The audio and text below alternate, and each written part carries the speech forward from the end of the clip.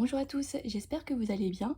Je vous retrouve à nouveau aujourd'hui dans mon bureau pour vous parler un petit peu des avancées concernant les préparatifs du livre de coloriage et également pour vous faire part un petit peu de mes réflexions du moment. Dans le livre de coloriage, seule la couverture, la 4e page de couve et 2 ou 3 pages seront en couleur. Donc j'ai fait quelques tests. Alors évidemment ce n'est pas sur du papier de grande qualité, c'est sur du papier d'imprimante classique. Mais voilà ce que ça donne. Donc pour une impression test, c'est pas trop mal. J'ai donc beaucoup réfléchi et au final, je me suis dit pourquoi pas imprimer et relier le livre moi-même. Après tout, quitte à faire quelque chose de ses propres mains de A à Z, eh bien autant aller jusqu'au bout et comme ça le produit sera quelque chose de 100% artisanal. Le gros point positif, c'est que j'aurai ainsi toute la liberté de faire ce que je veux. Et surtout, j'aurai toute la latitude pour veiller à la bonne production du livre. Je pourrai mieux surveiller les stocks, imprimer uniquement ce dont j'ai besoin et ainsi j'espère faire moins de gaspillage et avoir moins de pertes en termes de coûts. Au début, je voulais investir dans une imprimante un peu plus qualitative que celle que je possède actuellement, mais finalement, je me dis que la mienne fera très bien l'affaire parce que, comme vous pouvez le voir, il n'y a pas besoin d'avoir une imprimante de compétition pour imprimer des simples coloriages en noir et blanc. Et d'ailleurs, toutes ces illustrations ont été imprimées à partir de mon imprimante actuelle. En revanche, je vais devoir quand même investir plus tard dans une nouvelle imprimante parce que je voudrais imprimer des affiches en couleur et sur du papier assez épais, autour de 250 voire 300 grammes, et donc la mienne ne suffira plus. Alors voici l'imprimante en question.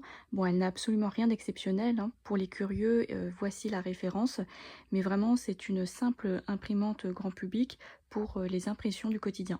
En principe, cette imprimante ne prend pas en charge les feuilles de papier au-delà de 90 grammes, mais j'ai quand même fait des tests avec un papier de 180 grammes, donc voici un échantillon, et un papier de 200 grammes.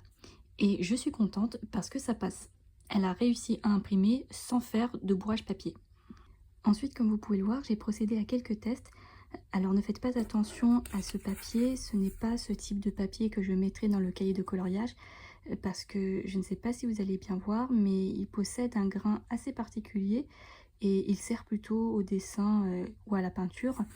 Je partirai plutôt sur du papier comme celui-ci qui est parfaitement lisse et mat et qui est donc plus agréable pour le coloriage. Ce sont les seuls types de papier de ce grammage que j'avais sous la main et donc j'ai fait les tests avec un feutre à alcool, un crayon de couleur, de l'aquarelle. Pareil pour celui-ci. Je pense que je vais partir sur le papier de 200 grammes, mais dans tous les cas, je vous conseille quand même de mettre une feuille de papier en dessous de la page de coloriage pour ne pas prendre le risque de voir les couleurs traverser la feuille. Ah oui, il faut aussi que je vous parle de ça. Pourquoi j'ai écrit tome 1 ici.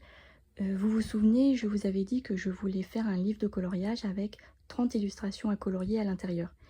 Et là, je me dis, pourquoi pas sortir 3 livres de coloriage et répartir les 30 illustrations dans chacun de ces 3 livres. C'est-à-dire, concrètement, que chaque livre aurait 10 coloriages et chaque livre correspondrait à un thème. Parce que j'ai réalisé que sans faire exprès, j'ai créé 3 thèmes au sein de mes coloriages. Et donc, chaque thème comporte 10 coloriages.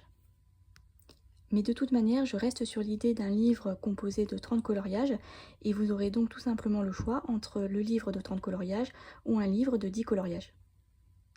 Une dernière chose, chacune des illustrations qui sera dans le livre de coloriage sera également vendue à l'unité sur ma boutique en ligne. Donc par exemple, si jamais vous vous êtes trompé ou si vous avez envie de refaire un coloriage qui vous a beaucoup plu, eh bien vous pourrez vous le procurer sur la boutique. Voilà, j'ai fini de parler, j'espère que ça n'a pas été trop long. Je vous tiens bien au courant de la suite et je vous dis à très bientôt.